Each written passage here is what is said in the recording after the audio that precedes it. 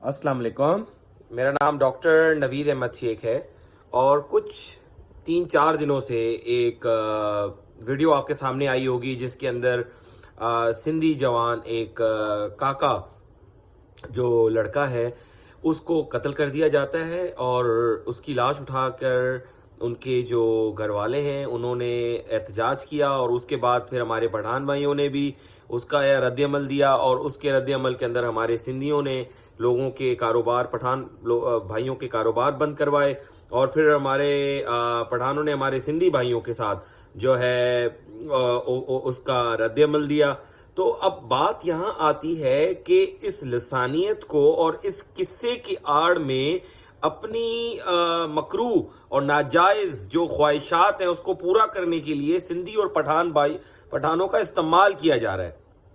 میں خود بظاہر سندھی ہونے کے ناطے میں نے بہت سارے لوگوں کو سوشل میڈیا پہ میں نے خود جو ہے کاکا کے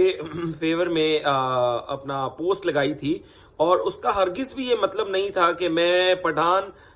کے خلاف تھا یا میں ناجائز طریقے سے کسی طریقے سے سندھیوں کو سپورٹ کر رہا تھا. اب سب سے بڑا مسئلہ یہ ہے کہ ہمارے پڑھے لکھے لوگ، پڑھے لکھے سندھی لوگ، پڑھے لکھے پٹھان لوگ، ان کو یہی نہیں پتا کہ لسانیت کیا ہے، ریسزم کیا ہے. ان میں سے میں نے فیس بک بے تحاشا جرنلسٹ، سندھی جرنلسٹ جو میرے فیس بک پہ میرے ساتھ فرینڈس میں موجود ہیں اور ایسے ڈاکٹر حضرات جو موجود ہیں، وہ یہ کہتے ہیں کہ یار اگر ہم نے سندھی ہونے کے ناطے سندھی کے قتل کے اوپر پٹھانوں کا کاروبار بند کروایا تو اس میں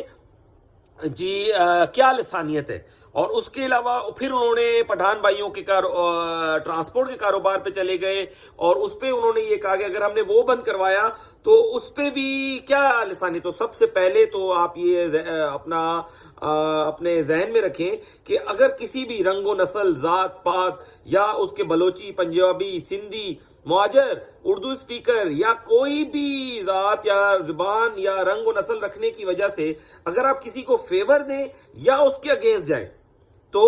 آپ اسے لسانیت ہی کہیں گے.